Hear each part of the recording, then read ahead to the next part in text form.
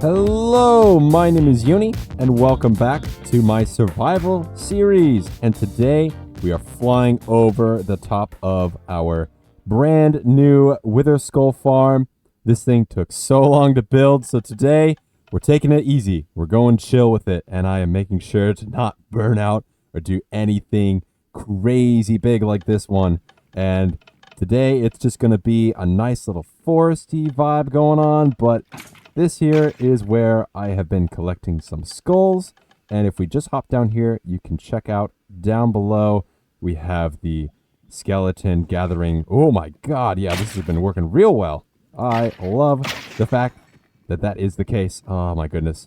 And we are getting skulls. This is fantastic. Oh, I love to see things actually work when I make them. Oh, look, we even have another skull. Actually, I will grab that real quick. What we want to do is we want to go over to the outskirts of the Hexagon City, which is just around the corner here. If we fly out of my storage, whoop, I need to actually be holding rockets, don't I? There we go. And then if we look over here, you can see I already have a forest going on. This is like a little tiny pine tree forest. I want to get it more over to this area. I want to take out all of this snow here, or at least the powdered snow, because this is annoying and I keep falling into it, and it doesn't really make this mountain look very good from afar, especially when you think that, you know, the snow would be on top of the mountain, not at the base of it. So we're going to fix that as well.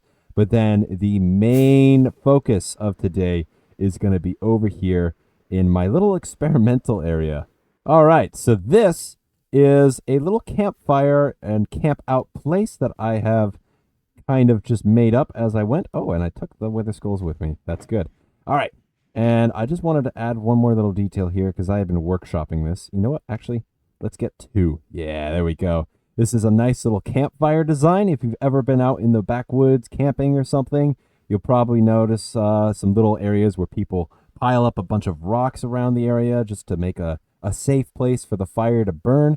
And you'll see that there's a lot more stone on the backside of this. That's because the wind is blowing the smoke that way, and you don't want any embers to fly away and catch anything on fire. So that's why there's this little backsplash here for the fireplace. And so we have the magma block underneath, the actual campfire for the logs, and it's not technically burning, although I have more logs over here that I could use if need be. And then we've got the coal blocks and a tough block for the ash.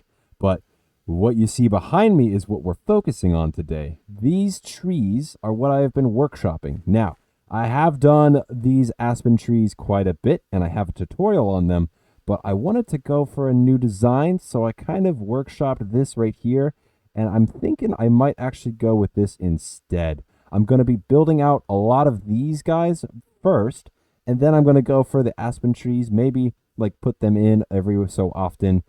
These would be the old growth, and these would be the more new growth, because you can see the trunk is a lot skinnier, so it's a lot more young.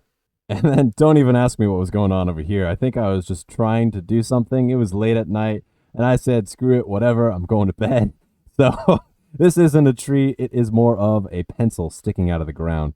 But I do want to actually go ahead and incorporate this right here, which is I want to have an angle to some of the trees. So we're going to be kind of experimenting with that as well. And I think I smell a time lapse coming on because we need to start making a forest here. So I believe what we're going to do first is we're going to go correct the area behind me a little bit. And then we're going to come in over here to this part of the forest.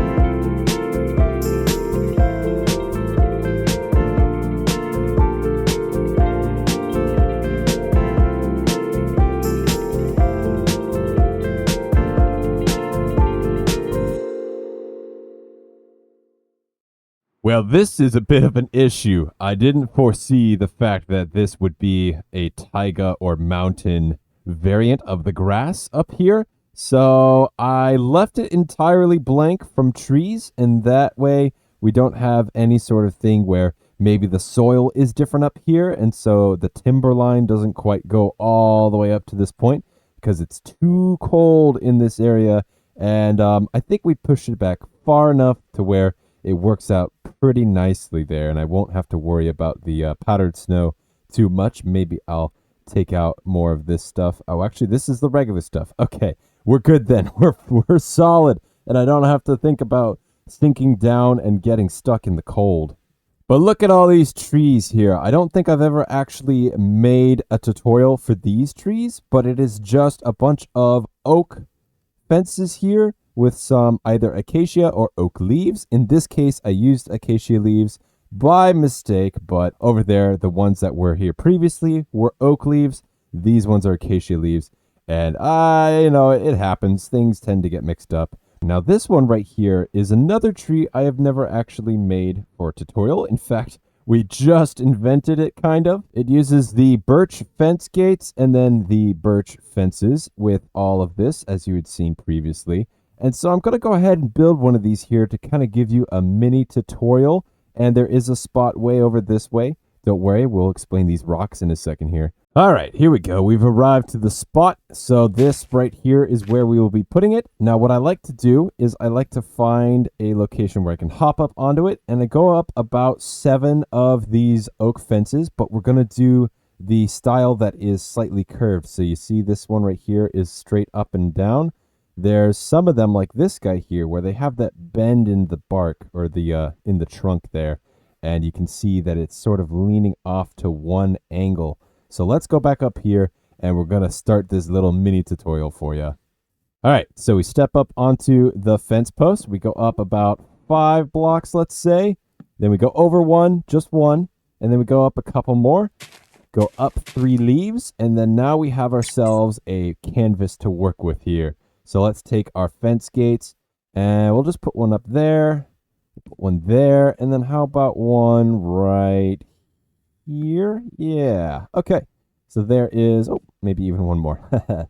We'll put all those up on top. Let's get some more oak leaves. And now the idea is you want to surround all of the branches coming off on the sides and then bring them down a little bit. Also fill in spaces here and there. And another thing you'll want to keep in mind when making this is leave some areas completely bare in order to show that this tree has some sort of like the wind has been blowing through it. Yeah, that'll be the case. Let's go ahead and then get a branch right on top of this guy here. And then we'll put one there. Okay, so let's step down. And it's a pretty fast tree to build. Now this is almost complete. We just got to go back in near the base and fill in spots where it looks like it's a bit too bare. I got to be careful right now. I'm standing right next to some more powdered snow, so I don't want to fall into that. But you know what? I think this is good. Let's go ahead and take a step back. Oh, yeah. Yeah, that fits in perfectly with the rest of these guys. So that is a success for a new tree variant. And now we can go and show off the other ones behind me here. All right, so I'm going to build one back here because there's a bit of a blank spot next to my little pet donkey in the fields. But let's grab some oak fences and then maybe place it right about there. All right, and then we'll also grab our oak leaves, which we have used for this part of the trees. On the other side is where we use those acacia leaves. But to do this tree, all you really got to do is just kind of make stuff up as you go. Here and there, you can put like another fence gate or fence post. No fence gates actually in this guy. But if we just hop up on here, you can kind of just start building out a shape.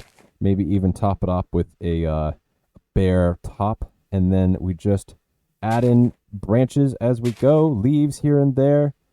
And it should be pretty much done in a couple seconds. Actually, make sure that it looks like it's kind of just been tossed around by the high velocity winds up here.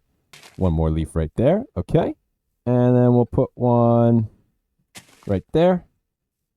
I think we're doing good so far. Let's replace this with another one of those.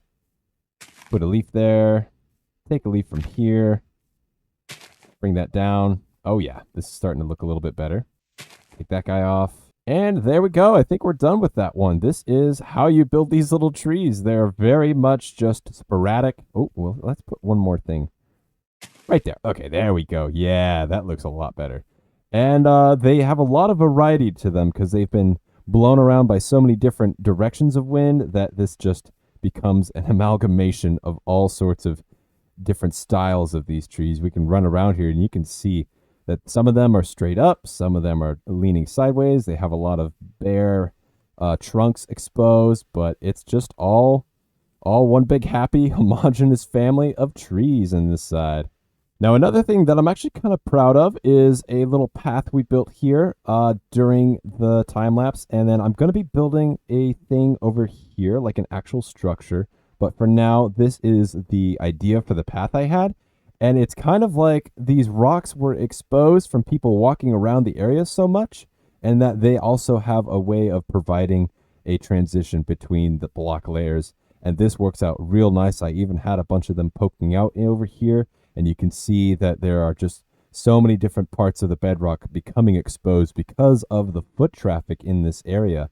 So we'll get that building one other day. I still have to think of what I want to put there, but we can go ahead and head back this way because I also want to show you how I make all these little boulders. Now, what are these things and why are they scattered all over this hillside?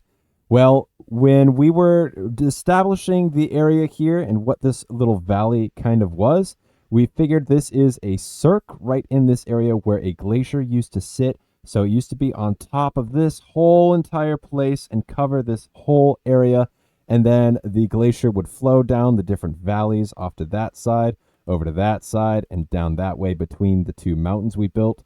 And from what a glacier leaves behind, you get a bunch of what's called erratics. That's the word I had to remember for a second. But erratics are just big masses of rock that were left behind by the glacier, and they were eroded from the mountainside and then lost all of their footing. So they kind of tumbled down the hill a little bit. And so you get all these crazy boulders just sitting on the edge of these cliff sides here. And they fall into the water sometimes as well. And if I wanted to get more realistic, I'd dot a bunch of them all at the bottom of our reservoir here. But for today's purposes, we're just putting them on the mountainside. And I'm going to show you real quick how to make one. And it's pretty simple. All you really need is just a rock type that you want to build with. And then you just got to make like a shape to it. All right, so here we go. I'm going to put one more in this area. Let's go ahead and find a spot where there's kind of like a downhill and a bit of a cradle area. So this looks pretty good. It looks like a place where a rock might get stuck if it rolled down this hill. So all you got to do is start off with the solid blocks, make a shape. That is pretty much all that's needed to start off with.